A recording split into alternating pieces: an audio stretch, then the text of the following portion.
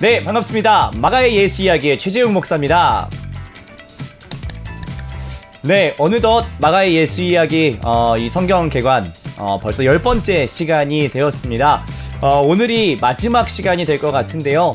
좀 아쉽기도 하고 좀 시원섭섭하기도 한 그런 마음인 것 같습니다. 긴 시간 동안 계속해서 잘 봐주시고 또 피드백도 주시고 하셔서 저도 끝까지 힘을 내서 잘 완주를 할 수 있게 된 것 같고요. 오늘 마지막이니만큼 조금 더 힘을 내서 최선을 다해서 제가 여러분들께 필요한 것들을 잘 전할 수 있도록 하겠습니다. 네, 그동안 우리 10주 동안 이제 쭉 배워왔던 내용들을 한번 정리해 볼 필요가 있을 것 같습니다. 이제 꽤 긴 여정이 되어가지고 여러분들 좀 기억을 새롭게 하셔야 될 것 같은데, 첫 주에는 우리가 OT를 했습니다. 어떻게 이 10주간의 여정을 계획할 것인가 하는 이야기를 제가 드렸었고요. 두 번째 시간에는 구약 성경 39권의 책들을 시간별로 장르별로 나눠서 배치를 다시 해보는, 그래서 전체적인 구약의 큰 구조를 그리는 작업들을 했었고요.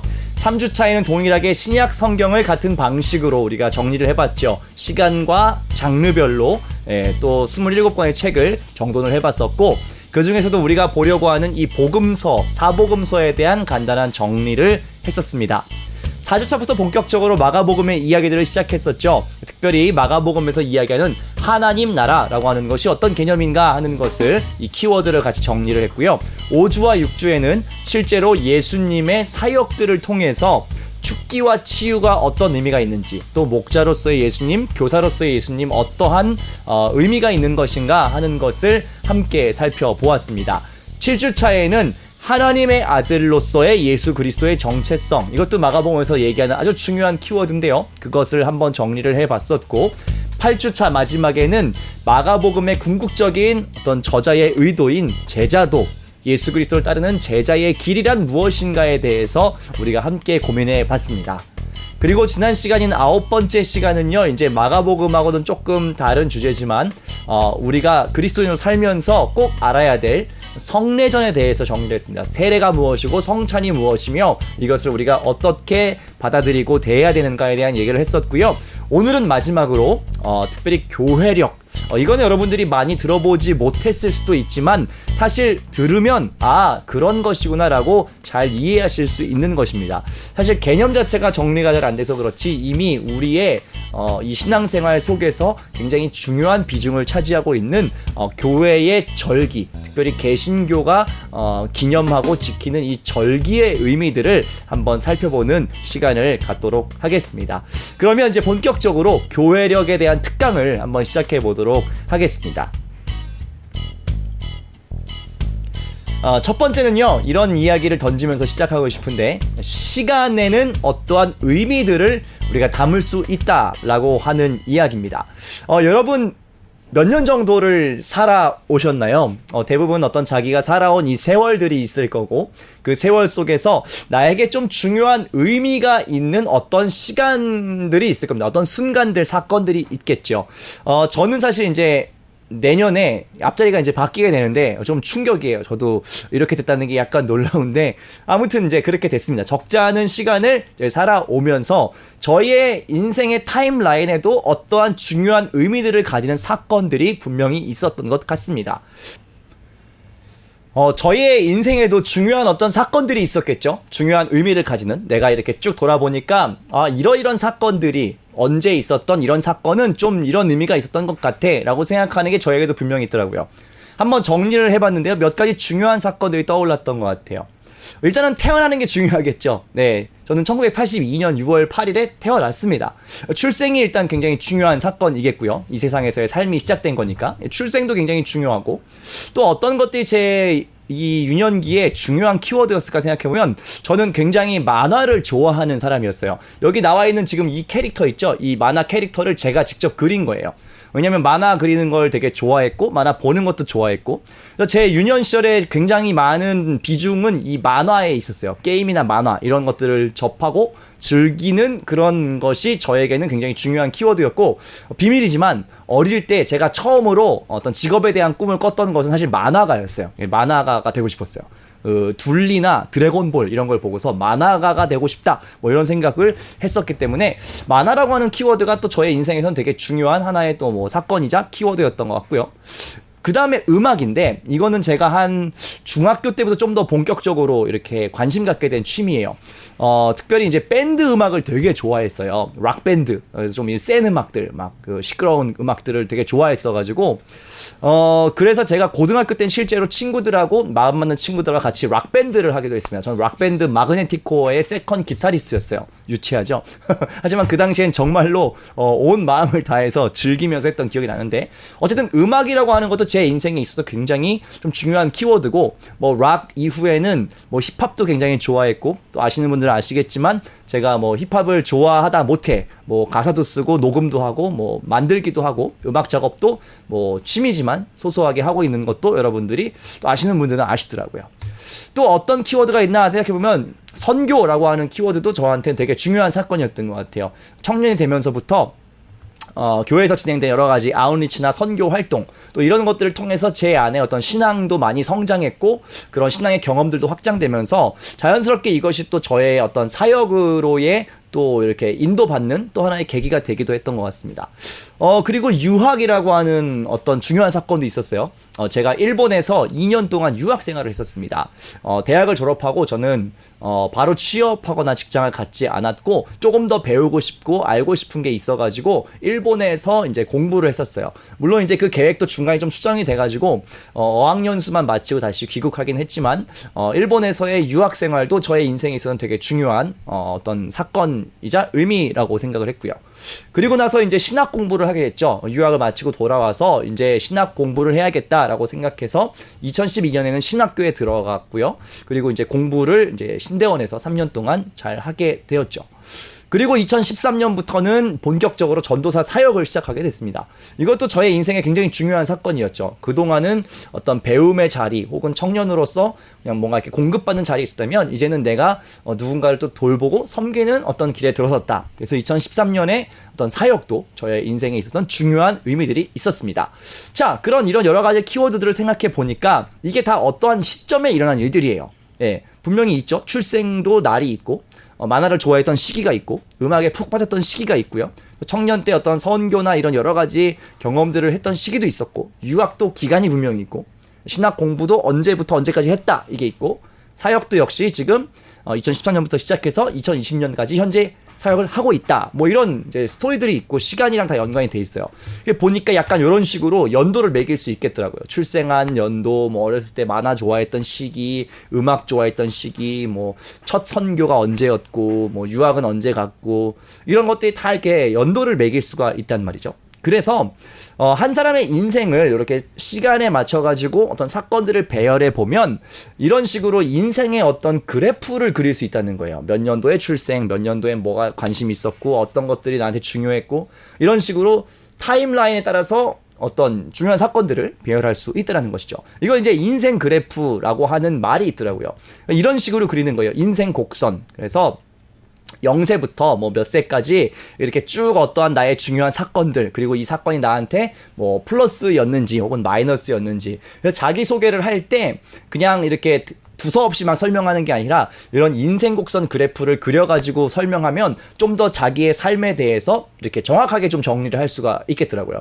여기서 퀴즈 하나 드릴게요. 지금 이 화면에 나오고 있는 이 인생곡선 그래프는 누구의 그래프인지 혹시 아시겠어요? 보시면 예, 지금 좀 작아가지고 글씨가 자세히 안 보일 수 있는데, 뭐, 인생 1막, 2막, 3막, 뭐, 이렇게 있고, 뭐, 애플 창립, 매킨토시 출시, 뭐, 픽사 설립, 뭐, 이런 게 있는데, CEO, 이런 얘기가 있는데요. 약간 눈치를 채신 분들은 아시겠지만, 이 인생 곡선 그래프는 누구의 그래프냐면, 예를 들면, 이 애플의 창업자인 스티브 잡스의 인생 곡선 그래프입니다. 그래서 자기의 나름 인생을 여러 가지 중요한 사건과 함께 이렇게 곡선 그래프로 그려본 것이죠. 여러분들의 인생을 이렇게 그래프로 시간대별로 해서 어떤 사건들을 쭉 나열하면 어떤 그래프가 될까요? 제가 이제 빈 백지를 가지고 왔는데 한번 여러분 상상해 보시면 좋을 것 같아요. 내 인생 출생부터 뭐 아직 여기 90대까지 표현되어 있지만 뭐 90살이신 분들은 없으실 것 같고 아직 어쨌든 나의 살아온 인생을 쭉 반추해 보면 내 인생에 어떠한 중요한 사건들이 있을까라는 그 포인트를 한번 상상해 보시면서 계속해서 이야기를 풀어나갈 수 있으면 좋겠습니다. 자, 예수님도요. 네, 이 땅에 인간의 몸을 입고 시간을 살아가신 예수님도 역시 인생 곡선의 그래프를 그린다면 어떠한 형태로서 그림을 그릴 수가 있을 겁니다. 분명히 예수님도요. 인간의 몸을 입으시고 이 땅에 현존하셨기 때문에 또 이 세상에 실제 물리적인 시간상에 사셨기 때문에 예수님께도 분명히 이 인생 곡선 그래프가 있겠죠. 그죠? 제가 몇 가지 성경에 나온 단서들을 가지고 정리해 보면 이렇게 그릴 수 있을 것 같아요. 예수님의 인생 곡선 그려보면 일단 출생이 있으시겠죠. 그리고 이제 지금 인류의 역사는 BC, AD 이런 식으로 해서 예수님의 출생을 기준으로 어떤 서양의 달력은 기준이 돼 있단 말이에요. 출생이 중요할 것이고 또 10대의 소년기의 어떤 사건들도 성경에는 살짝 기록이 되어 있습니다. 그리고 이제 우리가 대부분의 이 복음서에서 발견할 수 있는 것은 언제부터 언제까지의 기간이냐면 30살부터 33살까지 십자가에 달려 돌아가시기 전까지의 이 공생의 사역 기간이 우리가 대부분 알고 있는 예수님의 행적이지요. 30살의 공생애, 공적인 생애, 부르심 받아서 하나님의 뜻을 따라 사역하시는 공생애가 시작되죠.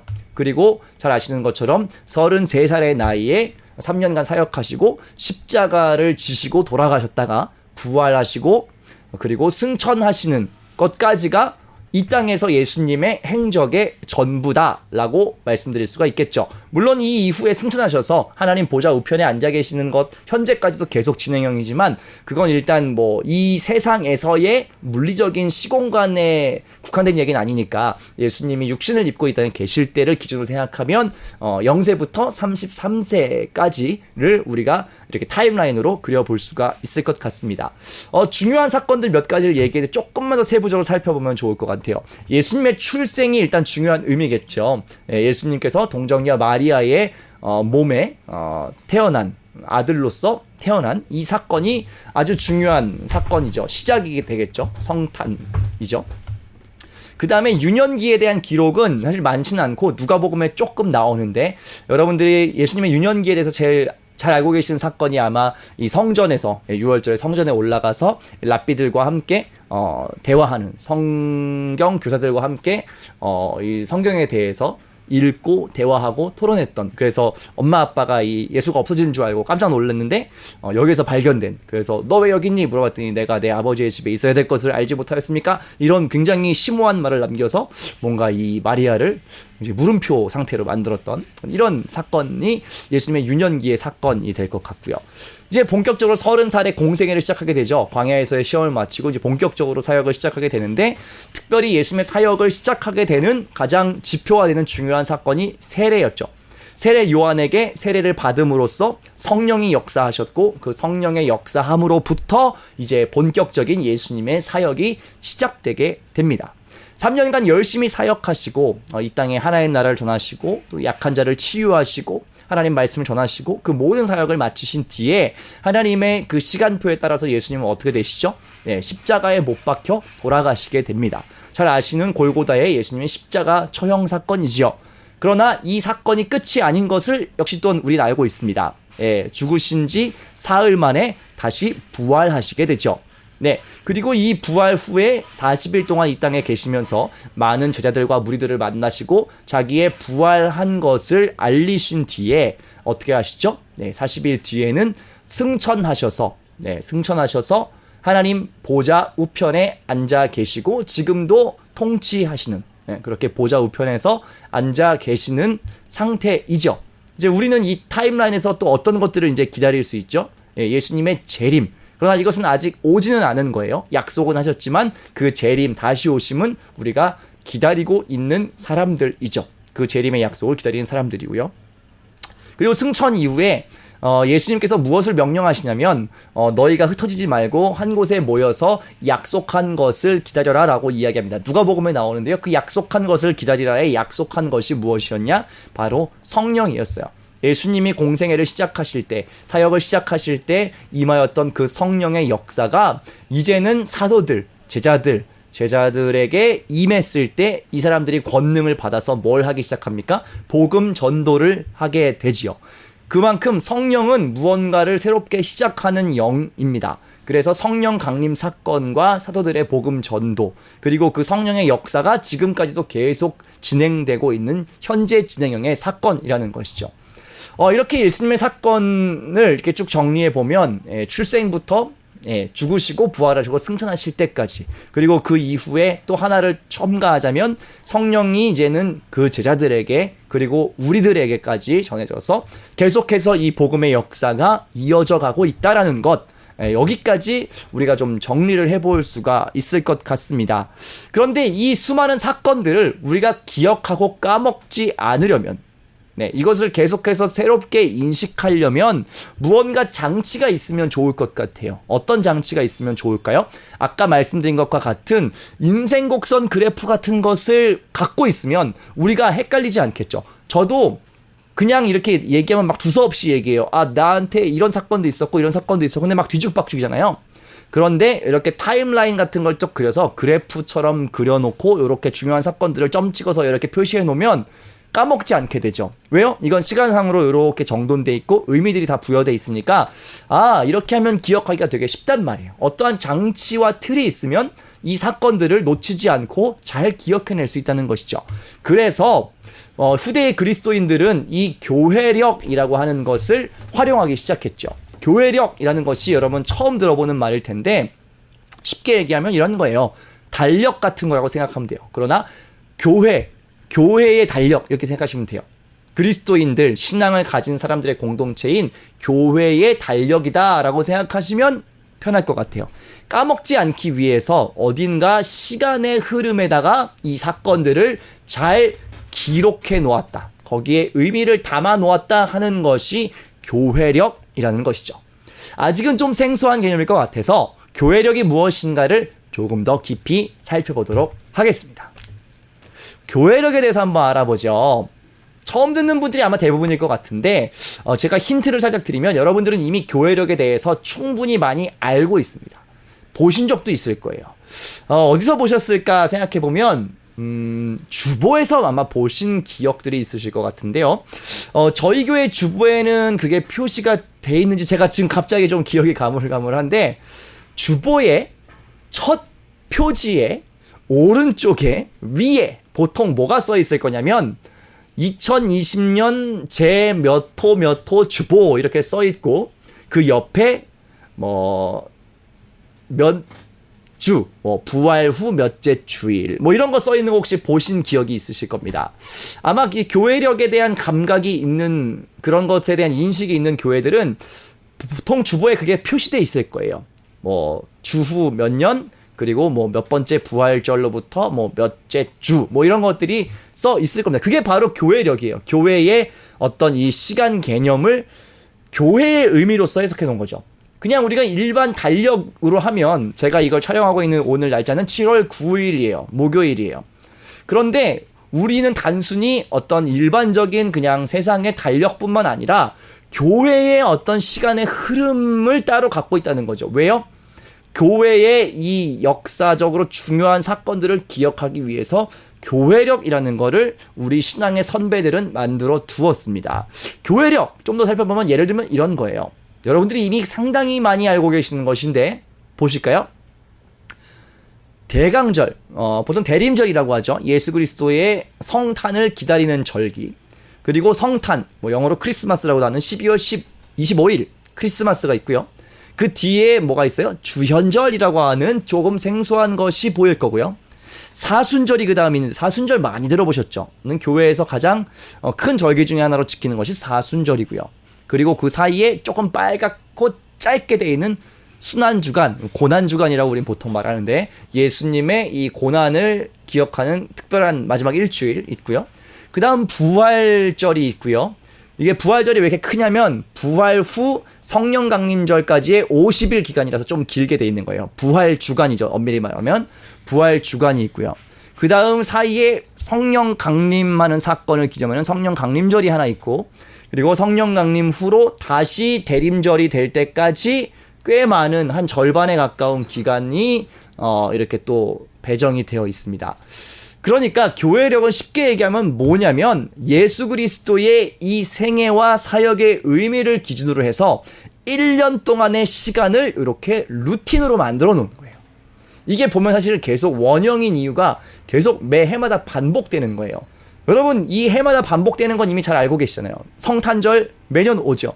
사순절 매년 돌아오죠. 특세도 돌아오죠. 좋으시죠? 네, 특세도 돌아오고 부활주일도 매년 돌아옵니다. 성령 강림 주일도 돌아오고 계속해서 이게 연 단위로 이렇게 계속 돌게 되는 사이클이라는 거예요. 연중 사이클. 그래서 교회력이란 예수 그리스도의 생애, 출생부터 죽으심과 부활과 다시 제자들에게 성령이 임하는 이 어떤 한 중요한 기독교의 사이클을 1년이라고 하는 우리의 인간의 시간에 맞춰서 다시 배치를 해놓은 이것이 바로 교회력이다라는 것입니다. 그렇다면 교회력에서 중요한 몇 가지 절기들, 포인트들, 여기 이미 그림에 나와 있긴 하지만 조금 더 자세히 설명을 들어보면 이렇게 된다라는 겁니다. 첫 번째는 대림절이에요. 대림절이 사실은 이제 시작이에요. 왜냐하면 예수님의 출생을 기준으로 하는 거기 때문에 대림절이 시작입니다. 대림절은 예수 그리스도를 기다리는 절기죠. 오심을 기다리는 절기. 그래서 보라색이 상징 색깔이고요.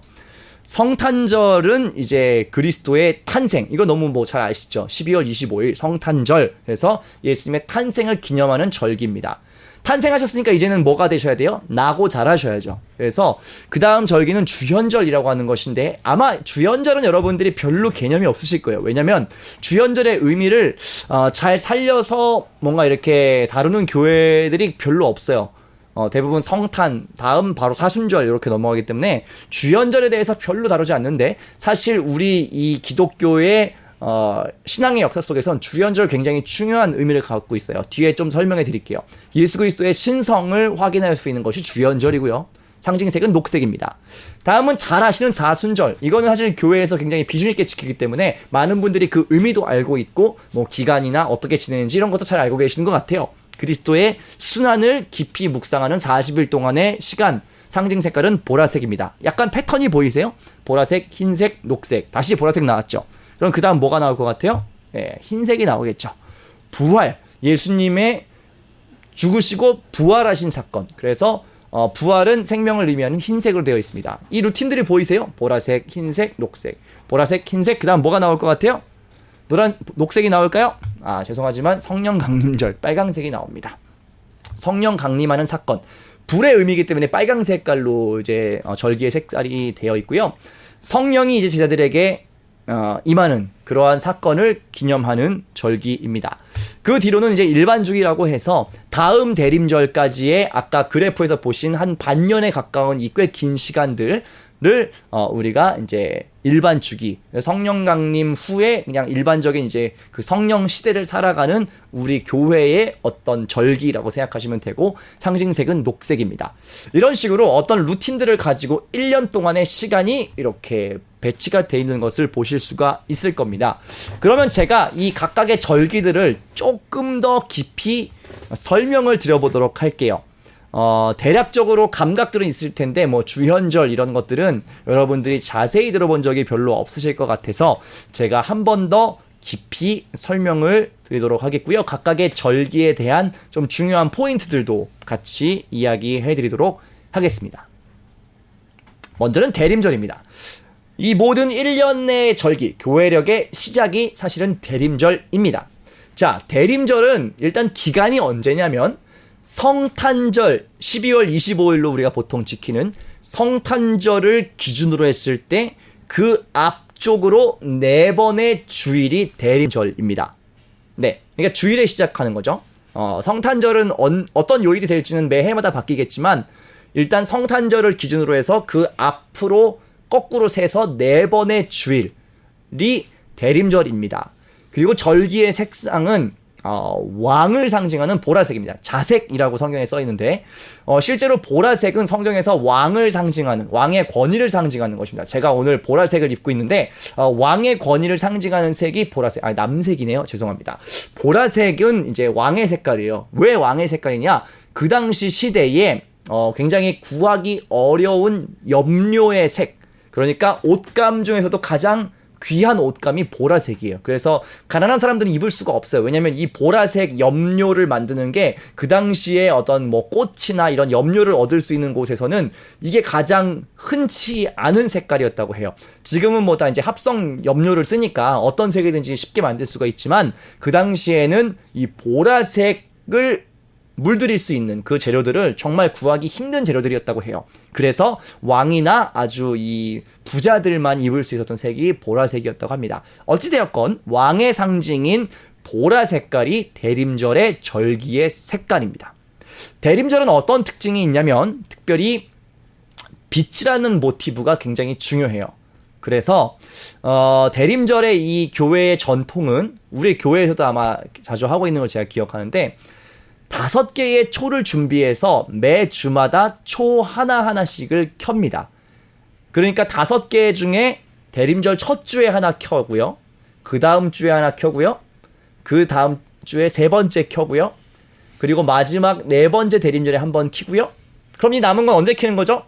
눈치껏 언제 켜요? 성탄 당일에 켜는 것이죠. 재밌는 것은 이 5개의 초의 색깔이 처음에는 아주 진한 보라색을 쓰고요. 점점 한 주 한 주 갈수록 색깔이 밝아지는 초를 쓰게 되어 있습니다. 마지막 성탄 때는 흰색 초에 불을 밝혀요.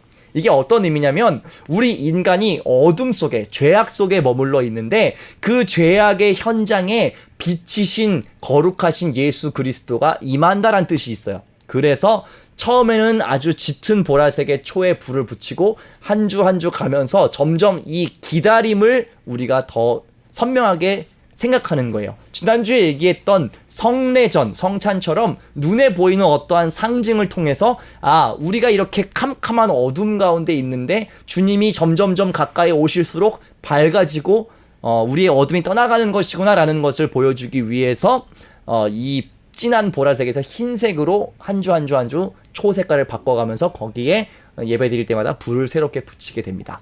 그래서 이 그림 위에 있는 이 그림을 보시면 알겠지만 지금 이게 순서대로 붙인 게 아닌 거예요. 가장 진한 거에 먼저 붙이고 점점점 밝아지고 이 가운데 흰색 초는 언제 붙였다고요? 성탄 당일에 점화를 했다라는 것입니다.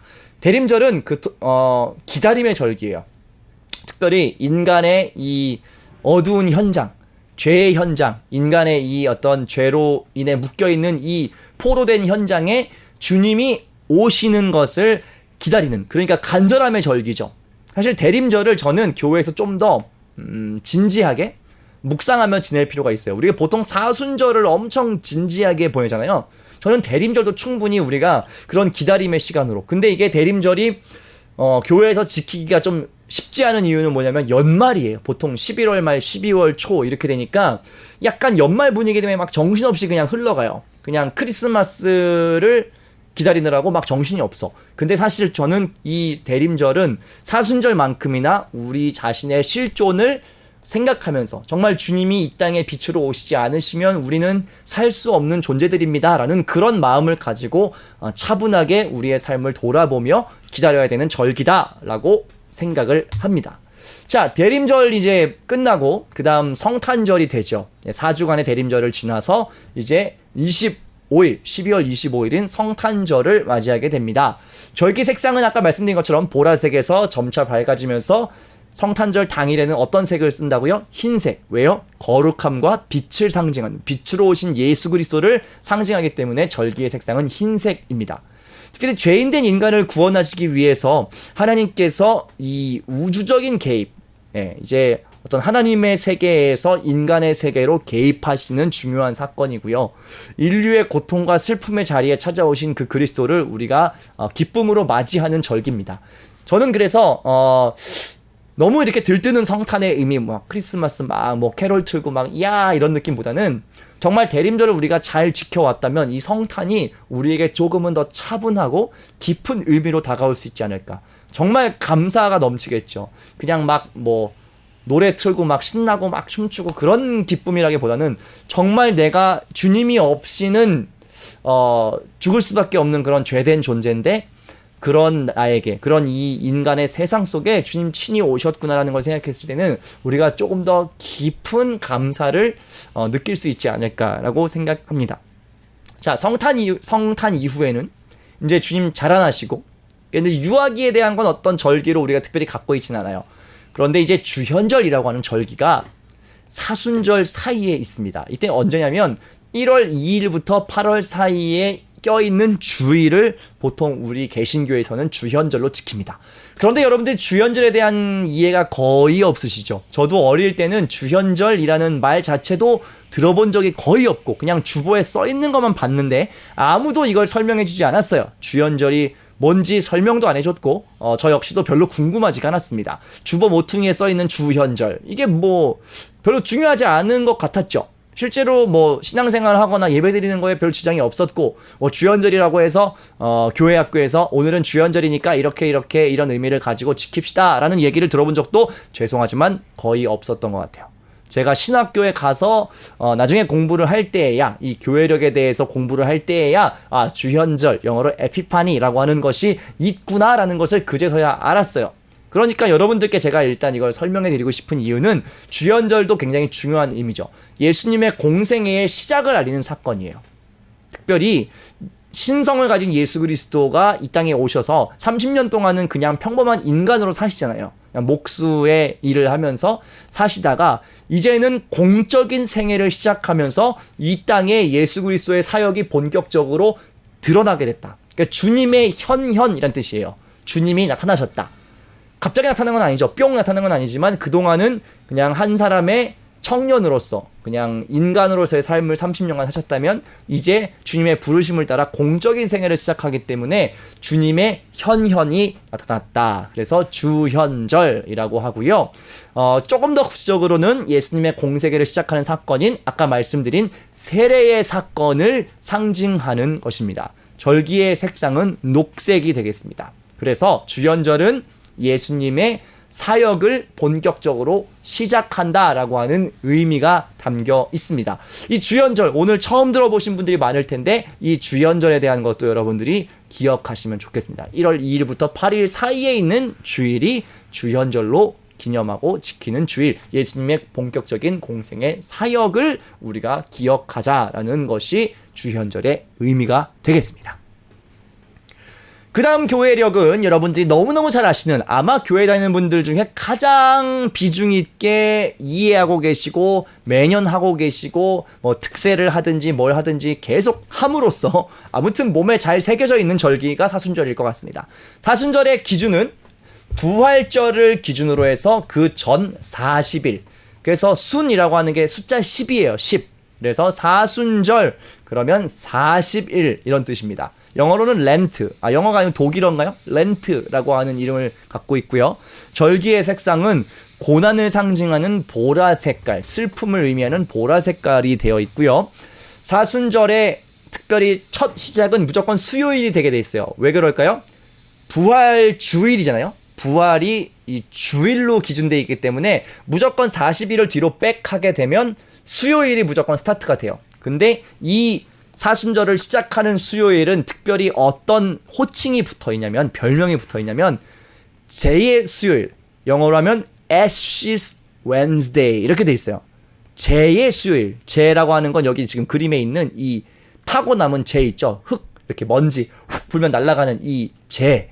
그래서 왜 제의 수요일이라고 시작하냐면 우리 인간의 실존을 다시 한번 생각하는 거예요. 대림절하고 조금 비슷한 의미죠. 주님의 이 구원의 사역이 없이는 우리는 그냥 흙으로 왔다 흙으로 돌아가는 나약하고 한계가 있는 존재다라는 것을 표현하기 위해서 사순절의 첫 수요일은 제의 수요일이라고 부릅니다. 그런데 이 제의 수요일이라는 말을 들어보신 분도 계실 테고 처음 듣는 분도 계실 거예요. 내 사순절은 아는데 제의 수요일이라는 말은 처음 들어봤다 라고 하시는 이유는 이 제의 수요일이라고 하는 좋은 사순절의 전통이 사실 개신교 쪽에서는 많이 좀 약화됐어요. 그냥 사순절 그 자체에 많이 포커싱 하는데, 주목하는데 제의 수요일의 의미는 사실은 조금 약해지거나 거의 다루지 않았어요. 저는 개인적으로 이제 예배학을 공부한 예배학도로서 좀 아쉬워요. 왜냐면 이 재수요일에는 어떤 이 절기의 사역이 있냐면 실제로 이 종려나무 가지를 태워서 만든 재를 이렇게 이마에다가 바르는 어떤 전통이 있어요. 교회의 전통. 이게 무슨 뭐 이교도가 하는 거나 그런 게 아니라 실제로 어떤 이 기독교의 전통이에요. 그래서 이 재를 찍어가지고 이마에다가 이렇게 십자가 모양으로 바르면서 뭐라고 얘기를 하냐면 성경의 그 구절 너는 흙으로 왔으니 흙으로 돌아갈지라 라는 이 선언을 해줍니다. 그러면서 사순절을 그런 마음으로 시작하는 거죠. 아, 내가 얼마나 약하고 먼지 같은 존재인가, 하나님 앞에서 내가 얼마나 유한한 존재인가 하는 것을 생각하는 그런 절기가 되겠습니다. 그래서 사순절을 이제 재수요로 시작해서 40일 동안 우리가 깊이 묵상을 하는데 그 40일 중에 마지막 일주일은 여러분들이 또 잘 아시는 고난주간으로 우리가 보내게 되죠. 사순절의 마지막 주간입니다. 절기 색상은 고난을 생각하는 상징하는 피를 상징하는 빨강색이 되겠습니다. 예수 그리스도의 마지막 일주일의 행적을 기억하면서 묵상하는 것이고요. 특별히 금요일은 성금요일, 뭐 고난의 금요일 혹은 우리에게 생명을 주신 것이 좋은 일이기 때문에 Good Friday라고 하기도 합니다. 좋은 금요일이라고 하기도 하죠. 그래서 고난주간 뭐 특별히 이제 사순절에 조금 더 깊은 순환의 묵상 일주일을 보내는데요. 사실 이제 그동안 이게 한국 교회에서 가장 중요하게 다뤘던 것이 사순절 중에서도 고난주간 중에서도 성금요일 이렇게 해서 슬픈 정서, 더 슬픈 정서, 가장 극도로 슬픈 정서 뭐 이렇게 약간 의미가 부여되어 있는 것 같은데 저는 이 전통을 우리가 조금 더 균형 있게 다룰 필요는 있다라고 이제 예배학도로서 생각해요. 왜냐면 너무 사순절도 그렇고 고난주간도 그렇고 그 성금요일도 그렇고 너무 어떤 이 슬픔의 정서에만 매몰되어 있는 느낌, 그런 아쉬움이 좀 있어요.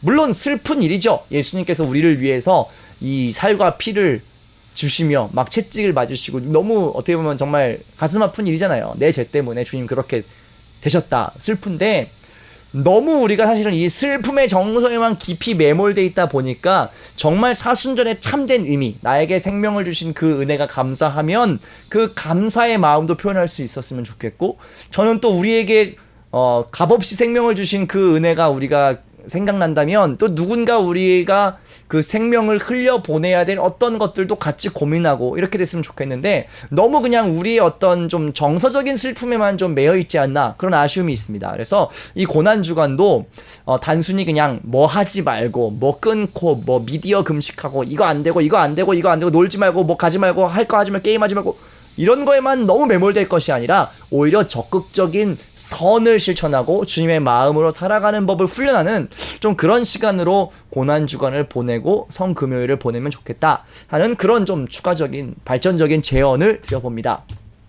다음은 뭐죠? 잘 아시는 부활주일이죠. 부활절, 고난주간 후의 첫 주일, 부활주일, 예수님의 부활을 상징하는 사흘 만에 무덤에서 일어나신 것을 기념하는 사건이고요. 절기 색상은 성탄과 마찬가지로 생명, 탄생을 상징하는 흰색이 부활주일의 절기 색상입니다.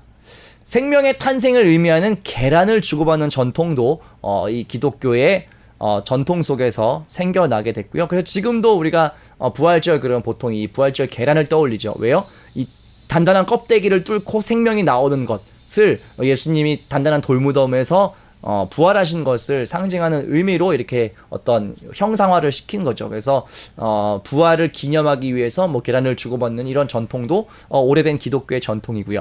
특별히 부활절부터 다음 성령강림 주일까지가 50일이에요. 그래서 뭐 오순절 성령강림 이렇게 얘기하는 건 기간이 50일이기 때문에 그렇습니다. 근데 이 50일을 특별히 우리가 기쁨의 50일이라고 부릅니다. 기쁨의 50일.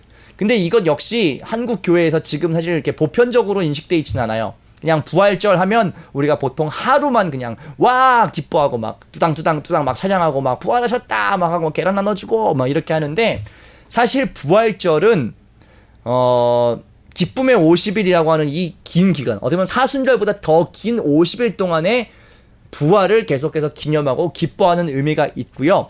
실제로 우리가 지금 연 단위를 다루고 있긴 한데 매 주일이 사실은 작은 부활절입니다.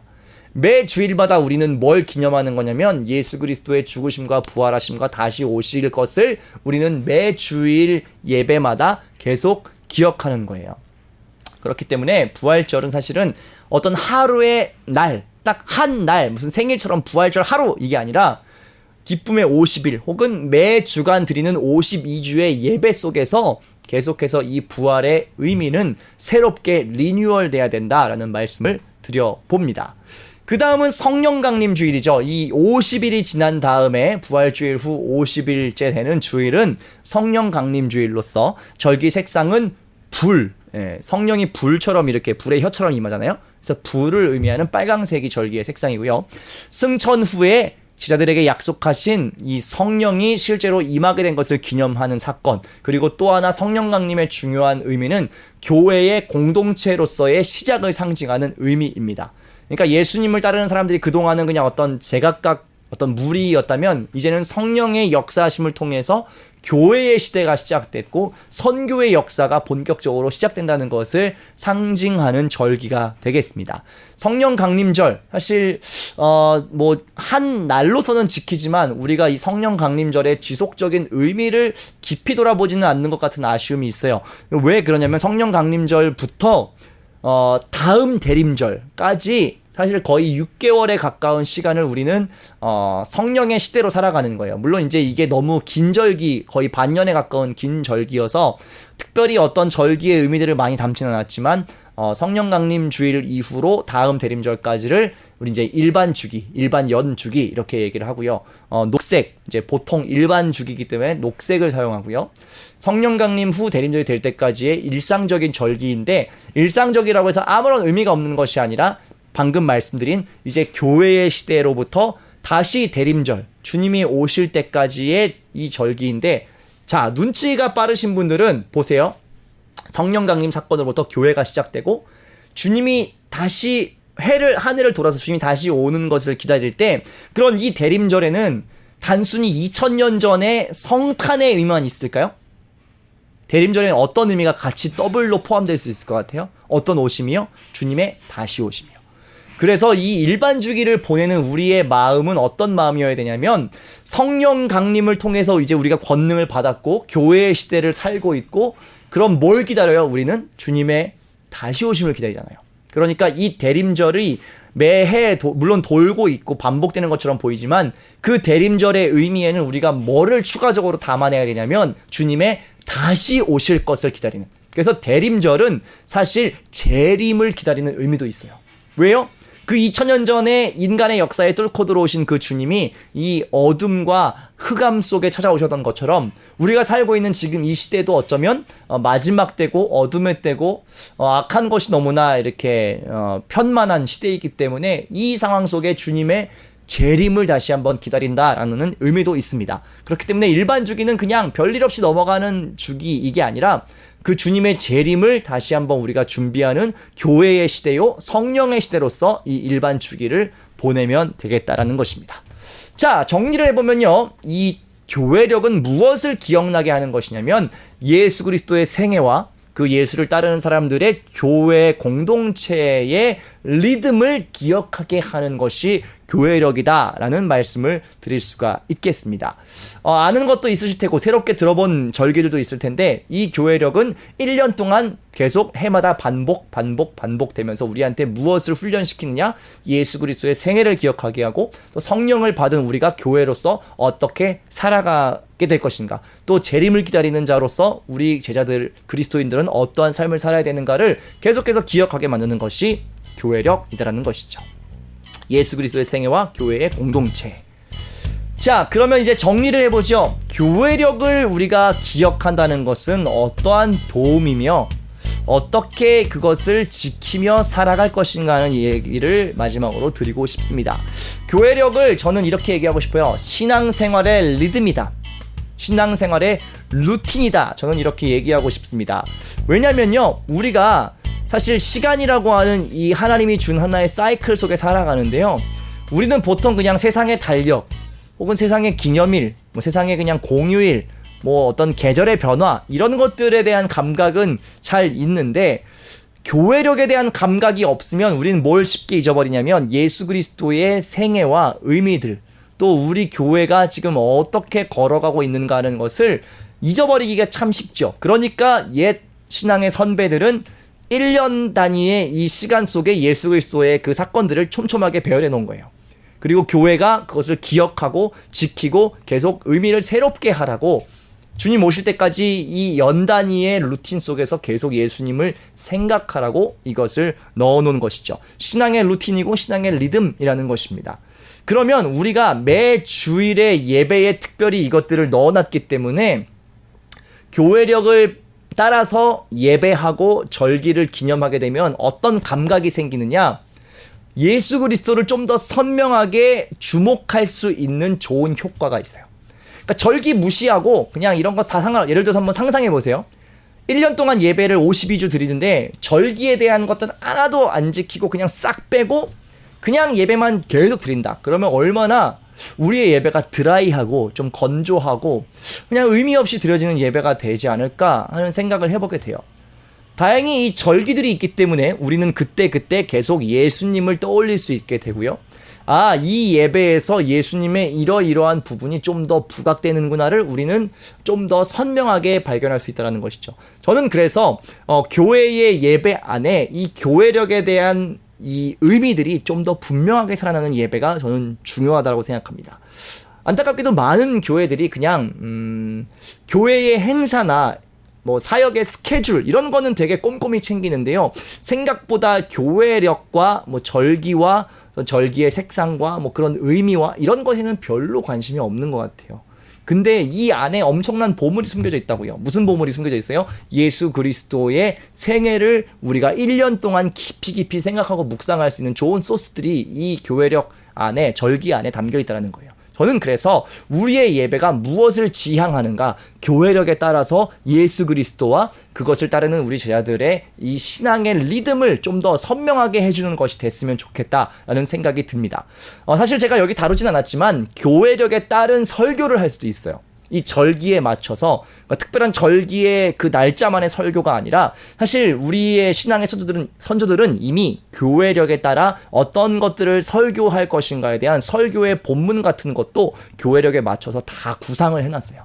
이런 본문 신구약을 번갈아 가면서 교회력에 맞춰 설교를 하면 우리가 1년 동안 예수 그리스도의 생애를 더 깊이 말씀을 통해 알 수 있다. 이런 것도 이미 사실은 다 나와 있어요. 교회력에 따른 설교. 그런데 이렇게 설교하는 교회들을 제가 많이 못 봤어요. 오히려 뭐 카톨릭이나 뭐 루터교나 이런 데서는 좀 교회력에 따라서 예배하는 것 같은데 우리 개신교에서는 생각보다 좀 프로그램이나 행사 뭐 이런 거 위주로 많이 예배를 짜다 보니까 교회력이 조금은 흐릿하게 다뤄지는 것 같아요. 좀 아쉬움은 있고요. 어쨌든 권장하고 싶고 좀 더 변해갔으면 좋겠는 건 이 교회력을 통해서 우리의 예배 안에 그리스도의 이 상징과 의미들이 조금 더 선명하게 드러났으면 하는 그런 개인적인 바람이 있습니다. 마지막으로 교회력은 이 기억의 리듬이에요. 기억. 인간은 너무나 쉽게 망각하죠. 물론 망각의 은혜라는 것도 있습니다. 잊어버려서 좋을 것들도 있지만 그리스도인의 정체성으로서 절대 잊어버리면 안 되는 것은 예수 그리스도의 이 생애와 그것이 나에게 주는 의미와 그것을 받아들이고 믿고 있는 그리스도인으로서 내가 어떻게 살아가야 하는가는 나의 정체성은 분명히 우리가 평생에 걸쳐 신앙생활하면서 잊지 않아야 될 것들이죠. 그러다 보니까 교회력은 우리에게 어떤 유익이 있느냐? 기억의 장치로서 교회력. 기억할 수 있는 보조 수단으로서. 우리가 1년이라는 시간, 뭐 10년이라는 시간, 20년, 30년 계속 신앙생활 해오면서 절대 놓치지 않아야 될 중요한 본질, 예수 그리스도의 생애와 그 의미, 그것을 따르는 우리의 그리스도인으로서의 정체성, 이것을 잃지 않도록 하는 중요한 기억의 장치로서 교회력은 우리에게 의미가 있다는 것이죠. 결국 요약하면 마지막 정리하자면 이렇습니다. 제자의 길을 따르는 것에 있어서 예수 그리스도의 생애를 따라 교회 공동체로 살아가는 것에 있어서 교회력은 아주 우리에게 중요한 하나의 틀이자 루틴을 제공해 준다는 것입니다. 계속해서 생각나게 하고요. 기억나게 하고요. 까먹지 않게 하고요. 그 의미를 다시 생각하게 만듭니다. 1년이 지나고 2년이 지나고 계속 시간이 지나도 우리는 계속 반복되는 그 절기 속에서 중요한 의미들을 놓치지 않아야 한다라는 것이죠. 어떤 사람들은 이야기하죠. 절기 뭐 형식 아닙니까? 매번 반복되니까 이게 그냥 익숙해지고 뻔해지지 않습니까? 아니요.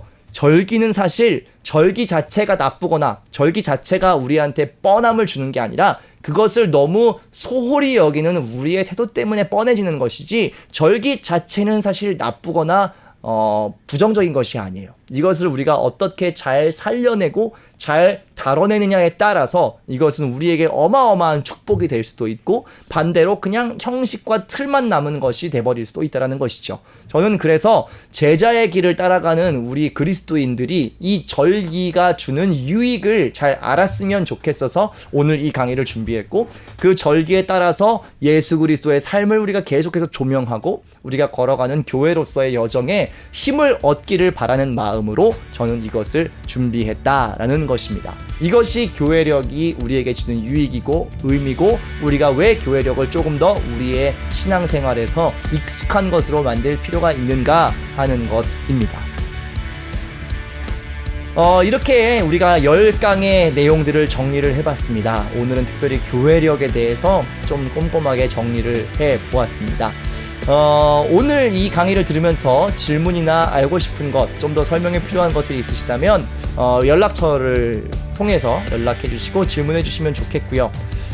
대신 이제 오늘 마지막 강의이기 때문에 그 질문을 뭐 다음 수업 때 다루거나 할 수는 없을 것 같지만, 어쨌든 저에게 연락을 주시면 제가 최선을 다해서 잘 답을 해 드리고 싶습니다. 이 외에도, 이후에도 여러 가지 신앙의 질문들이 있다면 언제든지 편하게 질문하시고요. 목사의 쓸모와 역할이라고 하면 그것입니다. 여러분들이 가지고 있는 신앙의 질문과 궁금함들, 물론 목사도 뭐 하나님이 아니기 때문에 모든 것에 다 답을 드릴 수는 없겠지만, 그래도 제가 배우고 알고 성경을 이해한 범위 안에서 최대한 여러분들께 도움을 드리기 위해 목회자가 있는 거니까 편안하게 질문하시고, 신앙에 대한 질문은 절대 죄도 아니고 부끄러운 것도 아닙니다. 오히려 신앙의 질문을 가지는 것이 여러분의 신앙을 성장시키는 동력이 되니까요. 많은 것들 질문해 주시고 많은 것들 또 물어주셔야 저도 공부하고 여러분들께도 배움이 될 것 같습니다. 10주 동안이라고 하는 시간 동안, 긴 시간 동안, 꽤 긴 분량이에요. 사실 제가 거의 1시간 정도씩, 한 편에 1시간 정도씩을 다뤘기 때문에 뭐 다 합치면 거의 10시간 정도가 되는 적지 않은 분량, 적지 않은 여러분들의 시간을 할애해 주시고 기꺼이 내어주셔서 참 감사를 드립니다.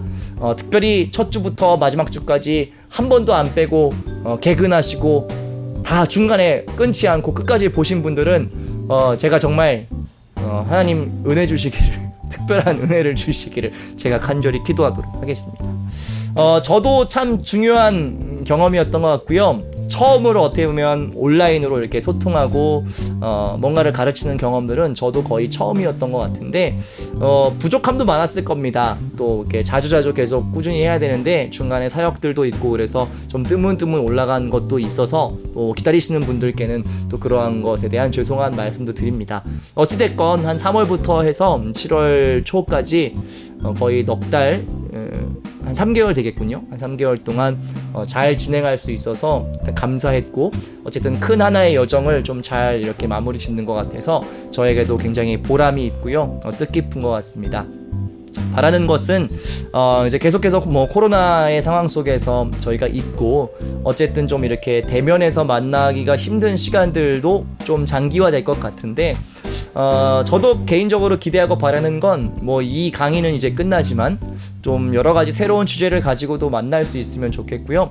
어쨌든 좀 이렇게 또 언택트 시대, 좀 비대면의 시대에 이 온라인이라고 하는 또 뭐 유튜브나 이런 영상 플랫폼이 여러분들께 어떤 좀 신앙의 보전을 계속해서 줄 수 있는 좀 좋은 하나의 도구로서 쓰임 받으면 하는 바람이 있습니다.